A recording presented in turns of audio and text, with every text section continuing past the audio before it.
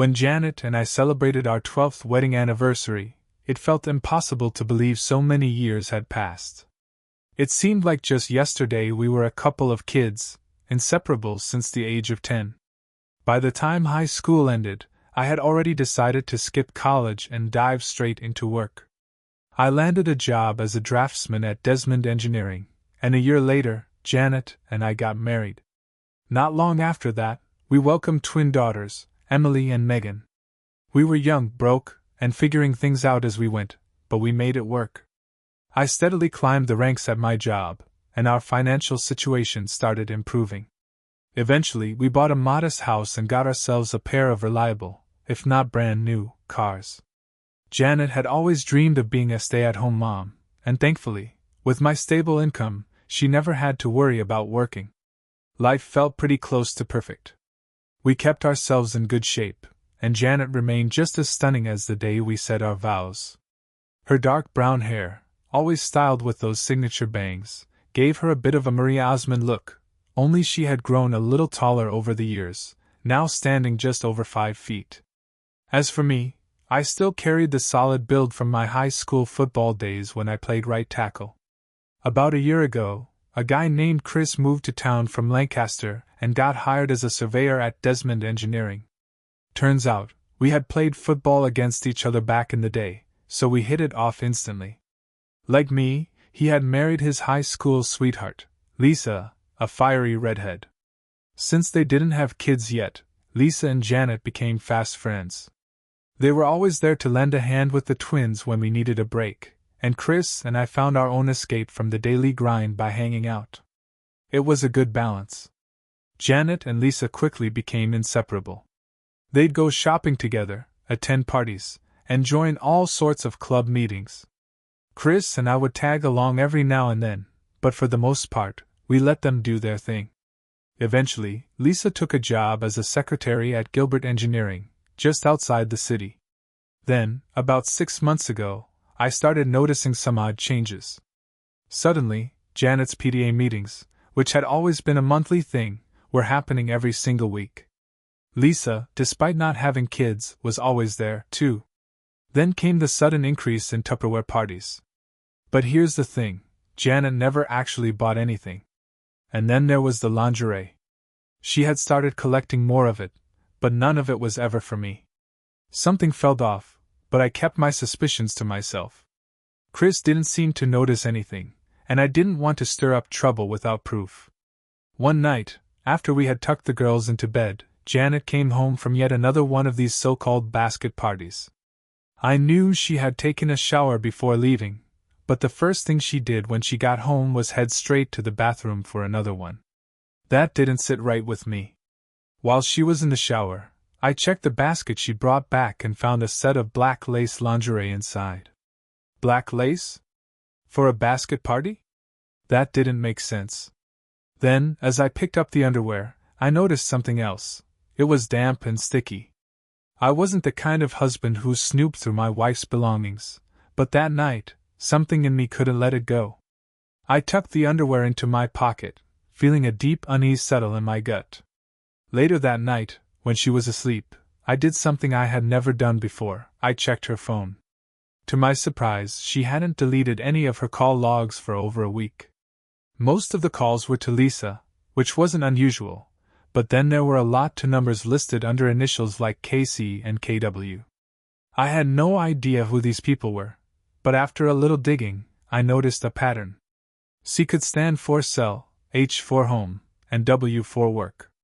Lisa had similar entries: Lisa C, Lisa H, Lisa W. Then something caught my eye. The contact listed as KW had the same work number as Lisa, just with a different extension. It didn't take much to piece together that Janet was regularly talking to someone from Lisa's workplace. My curiosity got the best of me, so I dialed the KW number. A recorded message played, introducing the person as Ken Sanders. I didn't leave a message. I wasn't about to leave a trail of my snooping. Right then, Janet popped her head into the room and asked if I was coming to bed. I played it off, pretending I was just finishing up a book, but the truth was, I didn't want to lie beside her that night. I stayed on the couch, my mind racing, unable to shake the feeling that something wasn't right. I spent the night staring at the ceiling, replaying every moment in my head, wondering what I might have missed. Was there something I could have done differently? Where did things start to go wrong? But deep down, I knew one thing for sure: I wasn't going to blame myself for this. Whatever was happening, I needed to get to the bottom of it. The next morning, I woke up to the sound of the girls making breakfast. Janet had been encouraging them to be more independent, and it looked like they were getting the hang of it. I stretched and ran a hand through my hair as Janet walked in, casually reminding me that I'd be late for work if I didn't hurry up.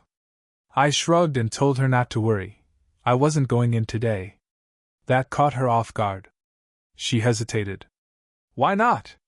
I kept it simple. I've got too much on my mind. Yawning, I headed for the bathroom, feeling the weight of everything settle on my shoulders. By the time I came back, Janet was sitting at the kitchen table, watching me carefully. The girls had already left for school, and as I poured myself a cup of coffee, I could tell she was waiting for me to say something. There was a mix of curiosity and concern in her eyes, like she knew something was coming but wasn't sure what. I didn't dance around it. Why don't you tell me about your novel? I asked, cutting straight to the point. Her brow furrowed. What? I leaned back in my chair, arms crossed. You know, the story you've been working on. She blinked a few times before realization set in. Is this about you thinking I'm cheating on you? I nodded. Yeah. It is. So what's the story, Janet? She exhaled sharply, trying to compose herself. There's no romance, if that's what you're asking. I wasn't buying it. Oh, I'm sure you're being honest, I said, my tone dripping with sarcasm. That's really reassuring. She took a sip of her coffee, probably thinking she had the upper hand again. But I wasn't done yet. It was time to change tactics. Can you explain why you've been going to PTA meetings every week? The PTA secretary mentioned they only meet once a month, and according to her, you haven't attended in 6 months. That caught her off guard. Her confidence wavered as she asked, What are you getting at? I didn't hold back. You and Lisa have been going to these so-called PTA meetings every Tuesday night. But here's the thing, they don't exist. So why lie? Janet hesitated, clearly searching for something plausible.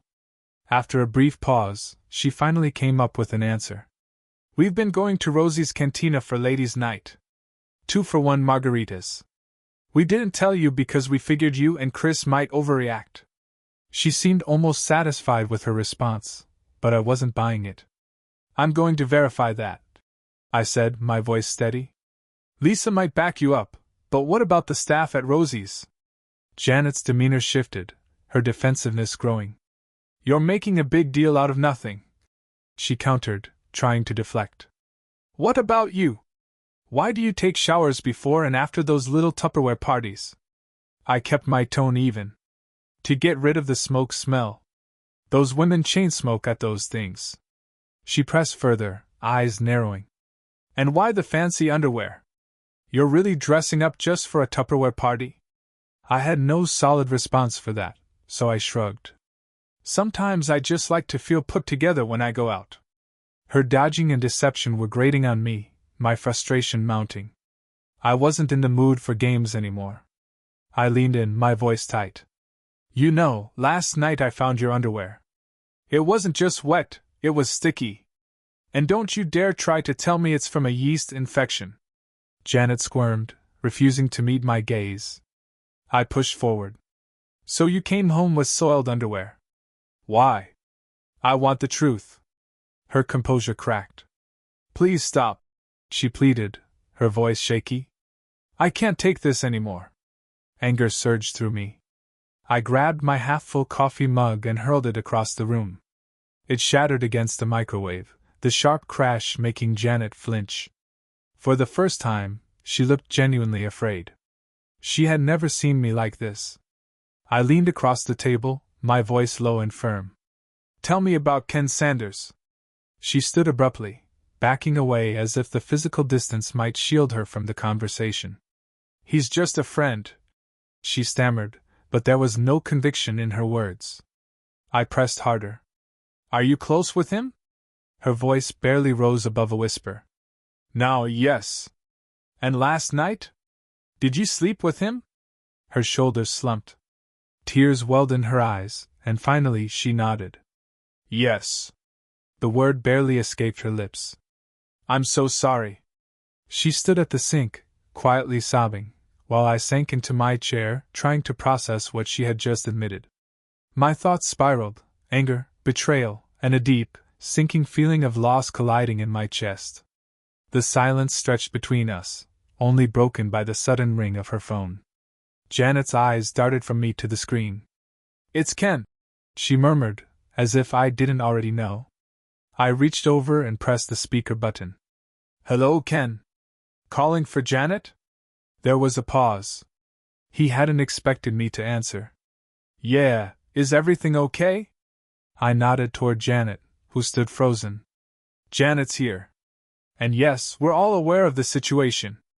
In fact, I'll be stopping by to see you later today. Might want to keep 911 on speed dial. Ken didn't respond immediately. I ended the call. Janet stood trembling, wrapped in her robe, uncertain of what to do next. I had nothing more to say to her. I grabbed my things and walked toward the door, pausing only once. By the way, what's the name of the guy Lisa's been seeing?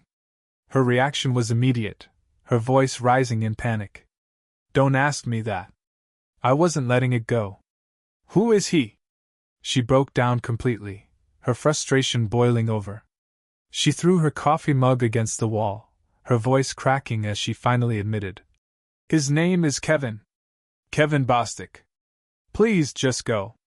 I didn't argue.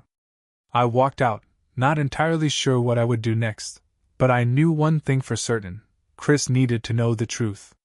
I drove straight to the office, hoping to find him. He deserved to hear what was going on. But when I got there, his desk was empty. He must have been out on a job site. I wasn't going to wait. I pulled out my phone and called him. He picked up after a few rings. Hey, what's up? I got straight to the point. Chris, we need to talk. It's about Janet and Lisa. They've been seeing other guys. A long silence stretched between us before he finally spoke. Are you serious? What are you talking about? I'm dead serious, man. They've been lying to us about everything. Janet admitted she's been with some guy, Ken Sanders, and Lisa's been seeing a guy named Kevin Bostic. I think they met these guys at Lisa's work. Chris sounded like he was struggling to process it. That doesn't make any sense. Are you sure?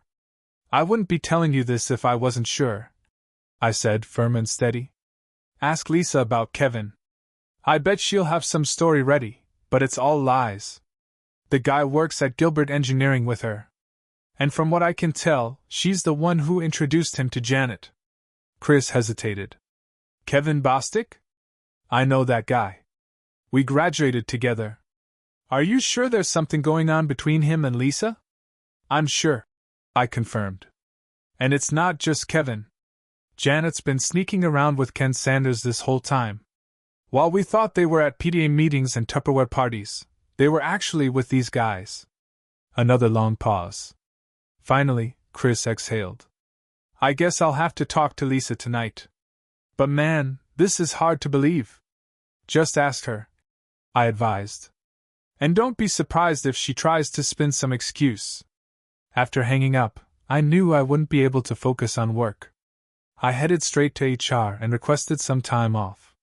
Within 10 minutes, I had handed over my responsibilities to another draftsman.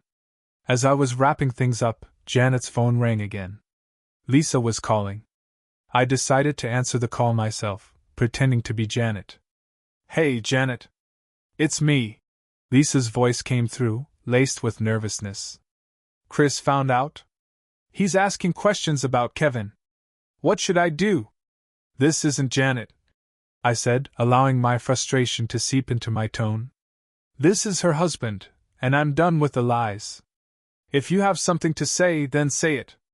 Tell me the truth. Silence stretched on the other end before Lisa finally stammered.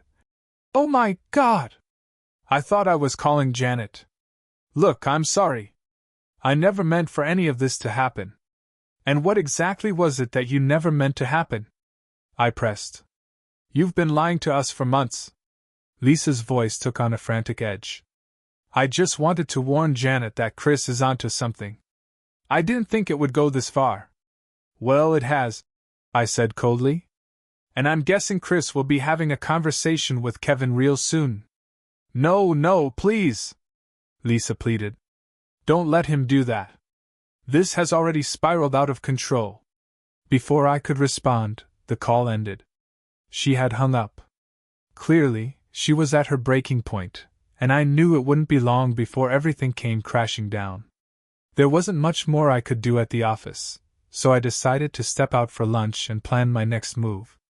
I stopped at Taco Bell, a quiet enough place where I could think while I ate. As I sat there, I called my parents to bring them up to speed on the situation. Mom, always the protective one, immediately offered to take the girls for a while. She said she'd stay with me during the week while the twins stayed with them on the weekends.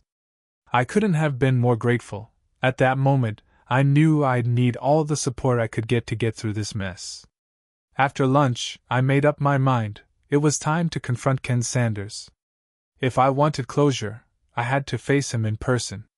When I arrived at the Gilbert Engineering Building, the guys in the drafting department were already buzzing about the chaos that had unfolded earlier. Apparently, Chris had already caught up with Kevin before he even made it to his BMW. The scene had turned ugly fast. Chris had slammed Kevin onto the hood of a car and started throwing punches. It took multiple security guards and even a stun gun to pull him off. Kevin left in an ambulance, while Chris got a ride in the back of a police car. One of the guys pointed me toward Ken Sanders' office, but when I got there, it was empty. It looked like he had cleared out in a hurry. On my way out, I passed Lisa's desk. She wasn't there either, though it didn't seem like she had officially quit yet. It was obvious that things were crumbling fast for both of them. But I wasn't done yet. It didn't take long to get Ken's home address from someone at the office. I headed straight there. His house was a modest ranch-style place with a white Lexus parked in the driveway. The trunk and back doors were open, and it looked like Ken was in the middle of packing up and skipping town. When he saw my car pull up, he panicked, dropped the clothes he was carrying and bolted inside. I couldn't help but chuckle at his reaction. He had no intention of standing his ground. As I followed him inside, I tripped over the scattered clothes but quickly regained my footing. The moment I stepped into the house, I knew I wasn't about to chase him down. I wasn't Chris. I wasn't looking for a fight. Instead, I took a look around. The place was practically bare, as if he had rented it fully furnished. It was clear he had been planning a quick exit. On the living room table, I spotted his phone, a folder containing his passport and some personal documents, and a sleek little laptop sitting on the dining table. Figuring these might give me some answers, I decided to help myself to them. I had no interest in getting into trouble with the law, so I resisted the urge to cause any real damage. But I did let the air out of one of his tires before I left, just to slow him down a little. He needed to understand that running wasn't going to be so easy. Next, I made my way to the police station to check in on Chris. When I arrived, he and his brother were dealing with the legal side of things. I simply gave him a nod and a small smile, letting him know I had his back. He seemed to have everything under control, so I decided to head home. By the time I arrived, Mom was already there, and dinner was on the table. We chatted briefly before I went to my office to go through the things I had taken from Ken's house. But before I could get started, Emily and Megan came home from school. I knew I had to tell them what was happening before they started asking questions. As soon as they walked through the door, Emily, always the curious one, smiled and asked, "Dad, why is Grandma here? And where's Mom?" I took a deep breath, bracing myself for the conversation I had been dreading. "Your mom and I have decided to take a break from each other for a while," I said as gently as I could. "She's staying with her parents for now." Megan, the more perceptive of the two, smirked and turned to Emily. "Told you I was right. You owe me $5. Emily scowled, crossing her arms. "You just got lucky," she muttered. Confused by their exchange, I asked. Wait, what exactly were you two betting on? Megan, clearly pleased with herself, answered. I bet Emily that Mom was cheating on you. She didn't believe me. I felt like I had been punched in the gut. You knew? I asked, my voice a mixture of shock and sadness. Emily quickly jumped in to defend herself. I didn't think she'd actually do that, Dad. I just thought you two were going through a rough patch. Megan, however, seemed unfazed. It wasn't hard to figure out. That Saturday when Mom and Lisa said they were going shopping at the King of Prussia Mall? Mom wouldn't let us come along, said it was an adult shopping day. But when we got to school on Monday, some kids told us they saw her with some guy at Nobles Grove. One of the girls even had a picture on her phone. Emily hesitated before adding. We called them liars, but I started thinking maybe they weren't. A knot tightened in my stomach. They had already put together more of the truth than I ever wanted them to know. Why didn't you say anything to me about this? I asked, my voice edged with frustration. Megan and Emily exchanged a glance before shrugging, as if the answer should have been obvious. We didn't want to make things worse, Megan admitted. We figured if you found out, you'd do something about it. It turned out that a couple of weeks earlier, Tracy Mercer's parents had spotted Mom and Lisa at a TGI Fridays in Allentown, only they weren't alone. They were with two men. Tracy's parents had told her, and soon enough, the news had spread through school like wildfire. Piece by piece, everything was clicking into place, and it became painfully clear that I was the last to know. I gathered the girls in the living room, needing to have a real conversation with them. They had to understand what might be coming. Listen, I said, keeping my tone steady but firm. I don't want to scare you, but your mom might try to separate us. She could claim I'm not fit to take care of you. Both of them listened intently, their eyes fixed on me. I want you to have a good relationship with her. That's important, I continued. I'm not asking you to take sides. I just need you to be careful and trust your instincts. If something sounds off, don't believe it right away. Megan gave me a confident nod. Dad, we're smarter than you think. We love Mom, but we're not going to let her hurt you. Emily didn't say much, but she gave me a thumbs up, her quiet way of letting me know she was on my side too. I exhaled, feeling a weight lift off my chest. They understood, and that meant everything. The next morning, after they left for school, I found myself sitting at the kitchen table with my mom. She had been my quiet rock through all of this, always there, always steady. She poured us both another cup of coffee before speaking. John, she said gently, her voice filled with warmth. You need to take care of yourself too. Everyone is on your side. And those girls? They're stronger than you think. You've done a good job raising them. I nodded, absorbing her words. They meant more to me than she probably realized.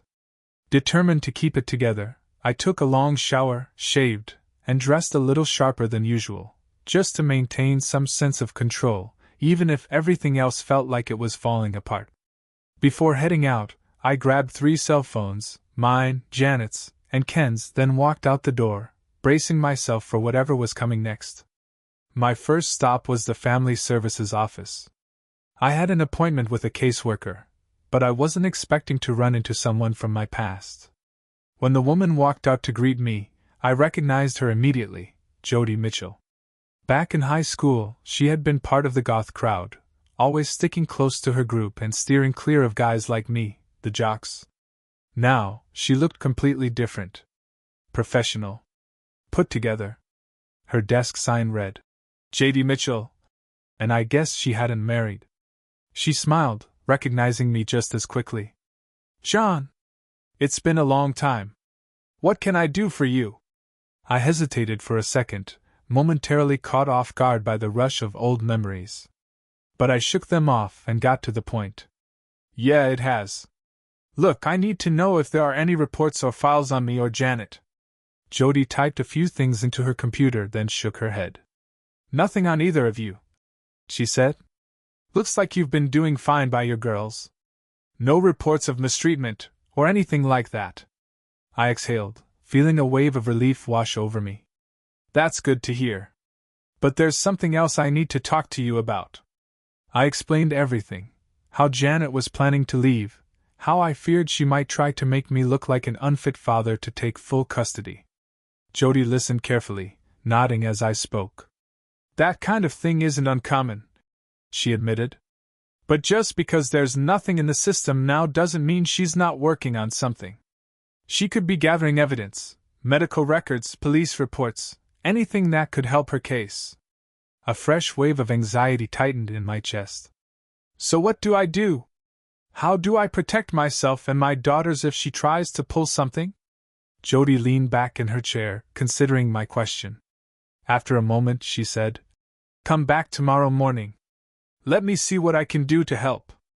I agreed and left her office, caught between a flicker of hope and an overwhelming sense of dread. No matter what, I had to be ready for whatever was coming.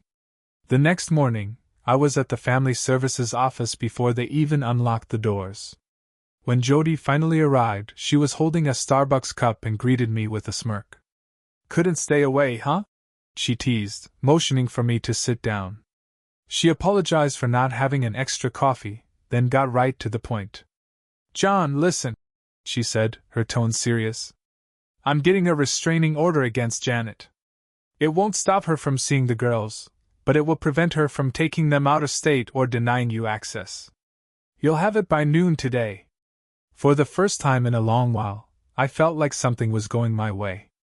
I thanked Jody and walked out of the office feeling a little lighter. But that relief didn't last long.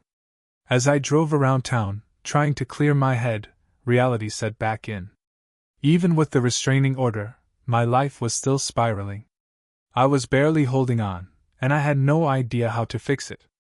When I got home, Chris was already there, sitting on the porch with a beer in hand. He told me Lisa had packed up and moved back to her parents' house, far from here. He planned to go back to his place for now, but he wasn't sure what to do with it, sell it, rent it, anything to erase the memories. He had spent the morning at the bank, the insurance company, and a lawyer's office, trying to salvage what he could. But it turned out Gilbert Engineering had no policy against workplace relationships, which meant Lisa and Ken had technically done nothing wrong. His lawyer warned him it'd be an uphill battle. A losing one, most likely. Before he left, Chris mentioned something else, something that stuck with me. He had passed by the hospital and heard that Kevin Bostic was being discharged. Apparently, Kevin's wife had been trying to patch things up with him for years, but this latest betrayal had been the final straw. After Chris took off, I sat on the porch, beer in hand, staring off into the distance. My mom must have noticed, because a few minutes later, she came outside with a meatloaf sandwich. She didn't say much, just sat beside me, sharing the quiet. And honestly, I appreciated that more than any advice she could have given. Later that evening, Jody showed up at the house. My mom, always respectful, gave us some space and headed inside. Jody sat down next to me, glancing at the beer in my hand. I offered her one, but she politely declined. Something told me she hadn't just come by for a casual visit. Jody sat beside me on the porch, her expression unreadable as she delivered the news. "I served Janet the restraining order about an hour ago," she said. "It didn't go over well." Janet was staying with her sister Carla, and from what Jody could tell, she was shaken. I didn't take any satisfaction in that. If anything, I felt this deep, lingering sadness settle in my chest. "Why do I feel so bad if everything's under control?" I asked, more to myself than to her. Jody gave me a knowing look. "Because there's nothing good about a situation like this, John. Just less bad." We sat there in silence for a while, the weight of it all pressing down on us. Eventually she spoke again. "How about I come over tonight and explain everything to the girls?" she suggested. "I think it'll be easier coming from me. I get along with them, and I don't want them to think you're blaming their mom. That might push them away." She had a point, and I nodded. "Yeah, that would help. Thanks, Jody." She smiled, standing up to leave, but just as she reached her car, she glanced back and shot me another smile. And for the first time in a long time, I felt a tiny flicker of hope. That evening, While Jody spent time with the girls, Chris and I headed over to his place to start packing up Lisa's things. Neither of us wanted any reminders of her lying around. It was just easier that way. By the time we got back, Jody was still there, and she ended up staying for dinner. I noticed she was avoiding eye contact with me, which struck me as odd. I appreciated everything she was doing, but something about her demeanor made me curious. Later that night, after the girls had gone to bed, she finally sat down beside me. "You know," she started, her voice quieter than usual, "I've been coming over more for you than for the girls." That caught me off guard. "What do you mean?" She chuckled. "Well, I thought maybe you had some rule about not fraternizing with clients or something." I laughed at the absurdity of that. "No rule like that." She smiled, then out of nowhere, she changed the subject. "So, John, did you know I have tattoos? Surprised you haven't asked to see them." That piqued my curiosity. "Tattoos? You never struck me as the type." "Where are they?" She smirked. "That's for me to know and you to find out." Before long, we were caught up in a light-hearted game of trying to guess each other's tattoos. It felt good to laugh, to let go of all the tension, if only for a little while. We shared a bottle of wine, screw cap, of course, and talked late into the night. As the weeks passed, Jody started spending more and more time at my place. At first, it was for the girls. But soon, it became clear she was there for me too. Slowly, things shifted from professional to personal, and by the time summer rolled around, we were officially together. She was becoming a regular part of our lives, and for the first time in a long while, things felt right. But life had a way of keeping things complicated. My dad's health took a turn for the worse, and he had to move into a nursing home. Mom spent most of her time by his side, and I knew it was only a matter of time before we had to say goodbye. As summer ended and the girls went back to school, I got a call from Janet's father, Cameron. He wanted to meet and talk things over. I agreed, though I had no idea what to expect. The meeting was tense. Cameron, Janet, her sister Carla, and I sat around a table, and from the looks on their faces, I could tell Janet had already spun her version of events. Cameron cleared his throat. "Janet believes you're overreacting," he said carefully. "She says you pressured her into admitting things that weren't true. What exactly do you want from this? For me to prove she's lying? Or for you to admit you're wrong?"